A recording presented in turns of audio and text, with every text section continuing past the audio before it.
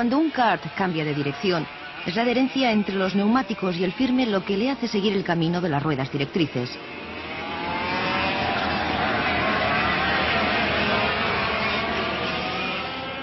Pero cuanto más rápido va el kart, mayor es su impulso hacia adelante. Esto puede presentar problemas si se trata de tomar una curva muy rápido. El impulso puede ser demasiado para los neumáticos, de modo que el kart tiende a seguir en línea recta.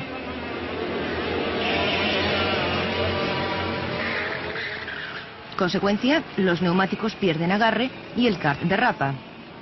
Aunque las fuerzas de adherencia actúan a nivel del firme, el impulso del kart actúa sobre su centro de gravedad, el punto central del peso del kart y del conductor, que está mucho más alto que el firme.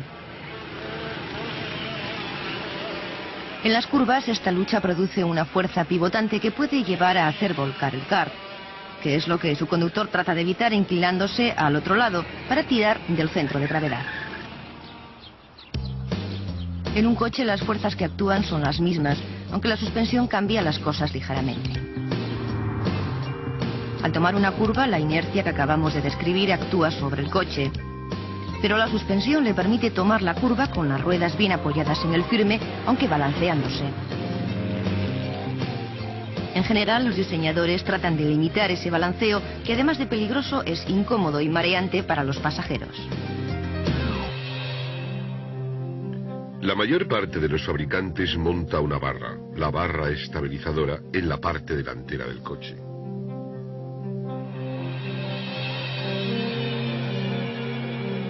Va sujeta por ambos extremos a la suspensión y además unida a la carrocería con casquillos flexibles para que pueda oscilar.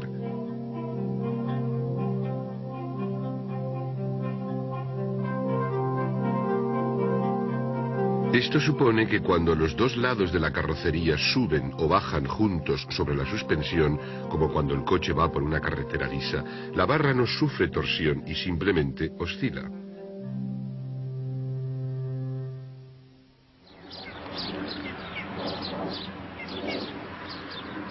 Pero cuando el coche toma una curva y la carrocería empieza a balancearse, un extremo de la barra sube y el otro baja. La barra se retuerce.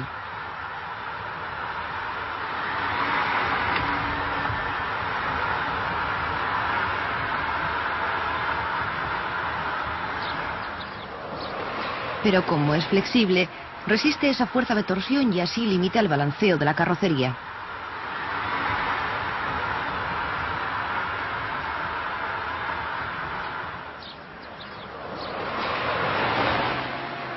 Algunos coches llevan también barra estabilizadora trasera.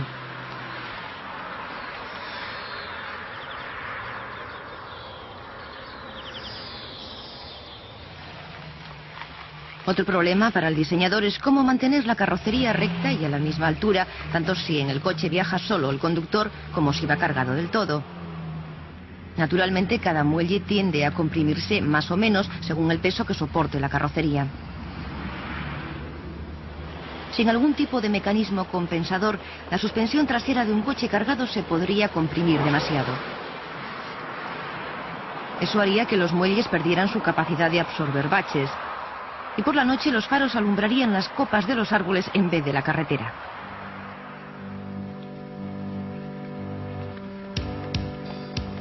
Una solución a este problema son los amortiguadores autoniveladores. Los hay de varios tipos.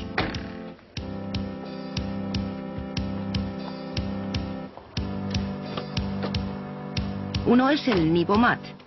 Si un coche va muy cargado por detrás, con sus muelles y amortiguadores muy comprimidos, los amortiguadores aprovechan el golpe de los baches para recuperarse.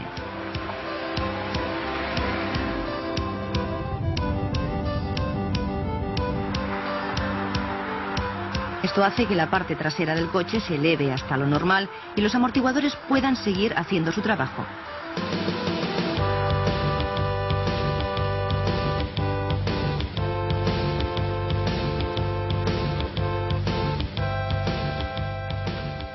Hay otro sistema autonivelador que no lleva muelles.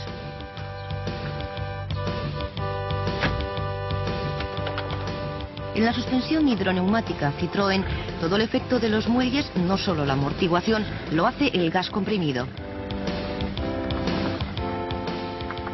como un colchón de aire que sustituye al colchón convencional de muelles.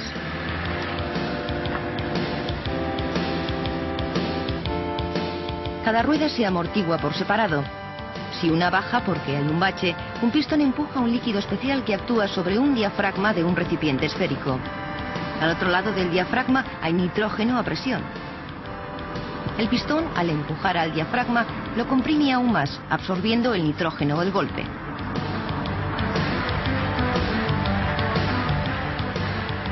Es autoniveladora porque si la carrocería baja mucho, se abre una válvula que deja pasar más líquido a la espera desde un depósito central a presión.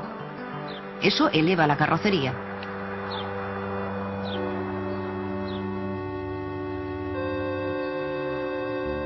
Un ejemplo clásico de suspensión por tirantes es el del Citroën 2 caballos.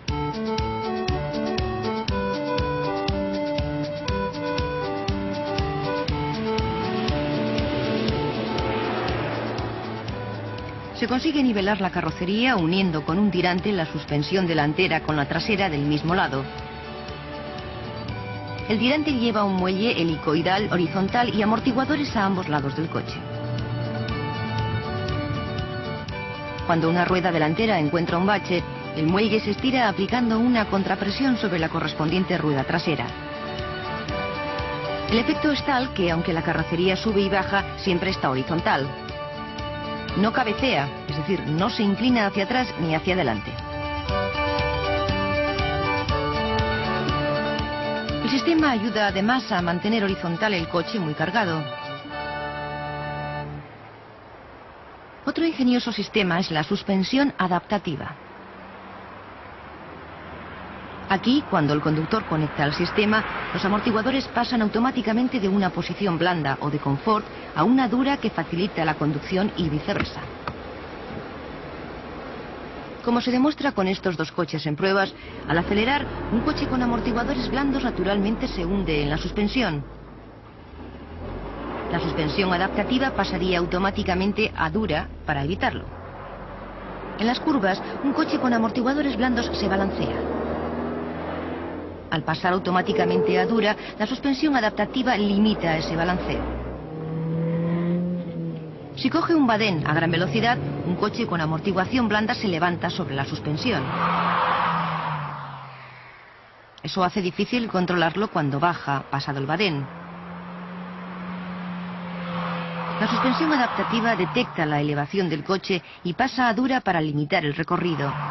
El conductor controla el coche al salir del badén. Al frenar, un coche con amortiguación blanda se hunde de delante. La suspensión adaptativa evita que eso pase.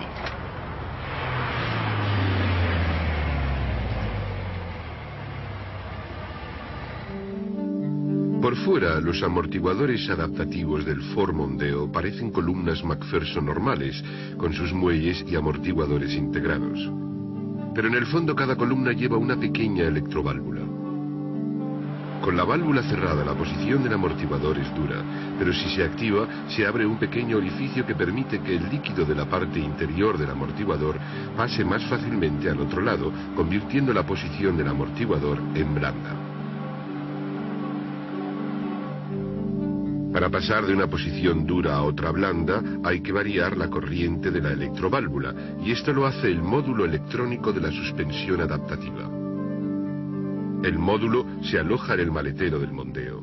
Si el conductor conecta la suspensión adaptativa, el módulo pone los amortiguadores en posición blanda, pero además vigila los principales sistemas del coche, como la dirección.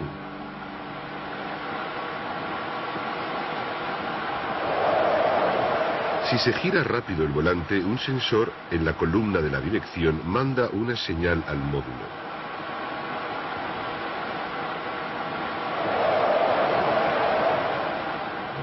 Otro sensor vigila el pedal del freno.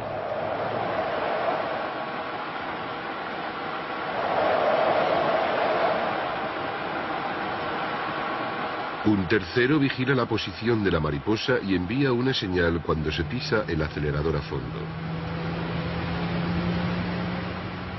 Hay otro sensor en el mismo módulo que controla el movimiento de subida y bajada del coche.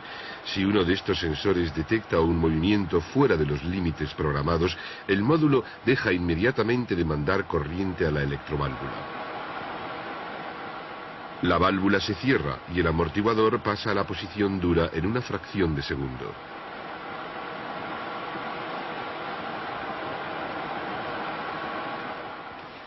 Aunque las llantas y los neumáticos no se consideran normalmente parte de la suspensión del coche, son importantes para su estabilidad y maniobra. Deben ser fuertes, ligeros, bien equilibrados y capaces de absorber algunos esfuerzos y resistir otros. Las llantas convencionales son de acero estampado, pero las de aleación de aluminio o magnesio son cada vez más populares. Son tan ligeras y fuertes que se pueden hacer mucho más anchas para llevar neumáticos más anchos.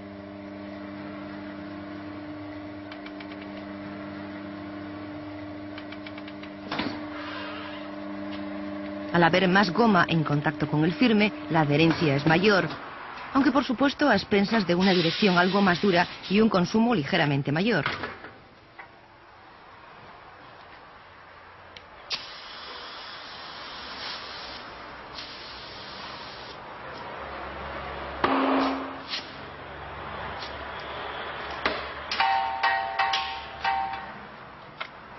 Pero en un neumático hay que mirar algo más que el tamaño.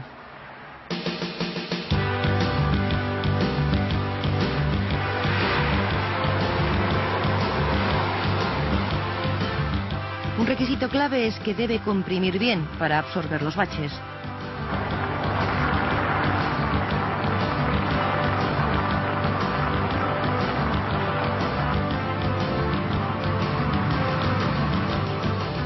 En las curvas debe ser fuerte para soportar los enormes esfuerzos laterales.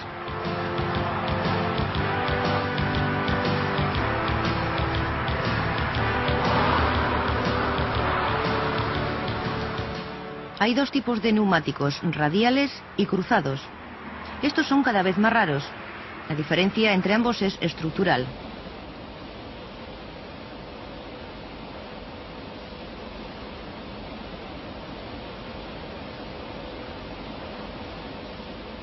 Un neumático cruzado tiene paredes rígidas, lo que supone que si forma ángulo con el firme o si está sometido a esfuerzos laterales fuertes, parte del neumático perderá el contacto con el suelo. Las paredes del neumático son duras por la forma en que van dispuestos los bandajes debajo de la capa externa de goma. Se colocan diagonalmente sobre la circunferencia y por eso se llaman cruzados o diagonales.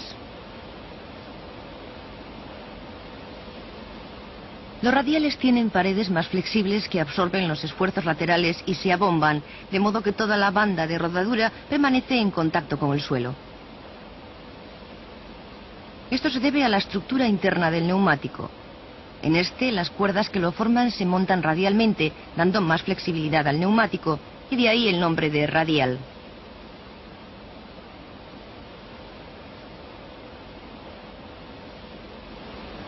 Por último, el dibujo de los neumáticos. Estos canales que hace su superficie es vital para conducir sobre mojado. Las carreteras mojadas son un peligro para el conductor, porque se puede formar una película de agua entre el neumático y el firme. Los canales de la banda de rodadura expulsan el agua, permitiendo que la parte lisa esté siempre en contacto con la carretera. El agua es expulsada por detrás del neumático.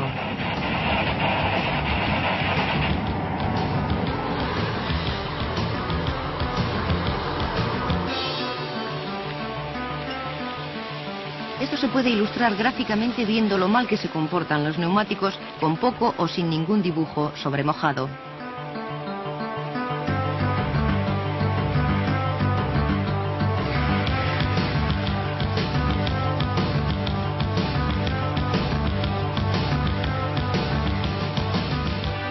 Inmediatamente se crea delante del neumático una fina película de agua.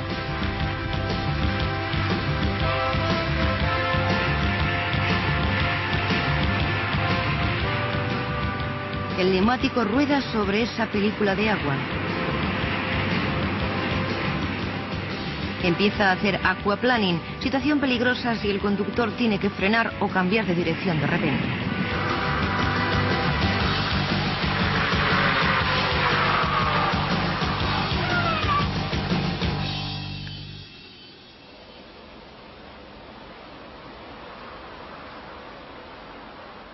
Es vital montar neumáticos del tamaño y tipo adecuados.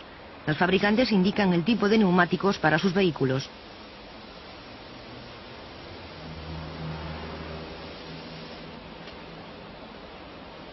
Los códigos de identificación van grabados en la pared de los neumáticos.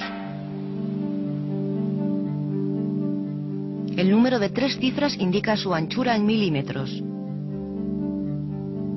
Después puede haber un número de 2 cifras que indica el grosor o perfil del neumático, expresado en porcentaje de su anchura.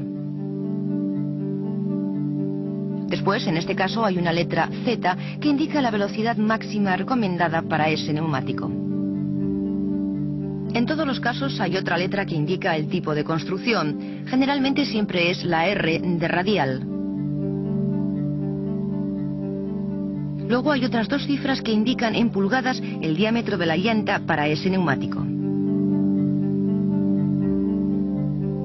En muchos neumáticos la letra de velocidad se suele poner al final.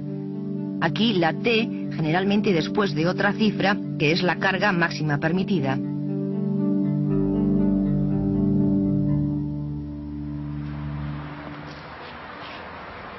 Por último, es importante el equilibrado de las llantas y neumáticos. El neumático puede haber salido de fábrica con una parte más gruesa que otra y por tanto más pesada.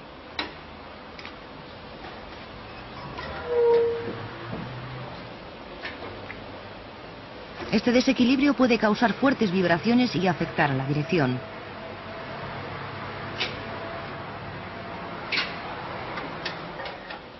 La solución es pegar pequeños trozos de plomo en la llanta para restablecer el equilibrio.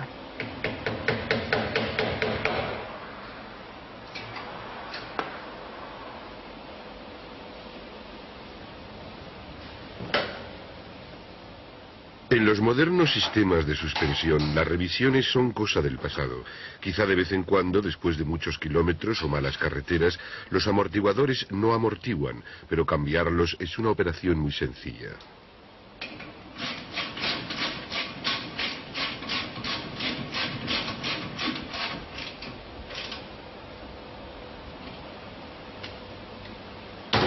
También se pueden desgastar los casquillos sobre los que va montada la suspensión en el chasis.